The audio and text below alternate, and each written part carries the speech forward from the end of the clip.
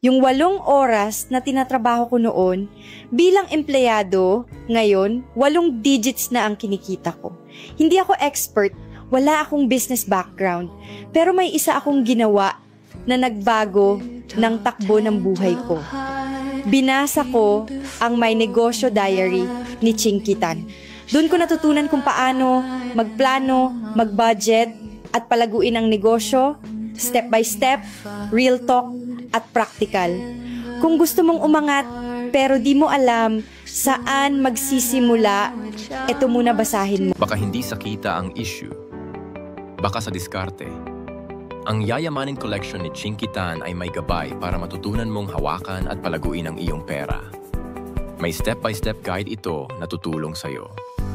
Magplano, mag-budget, magnegosyo at magpalaki ng savings. Type Yaman 1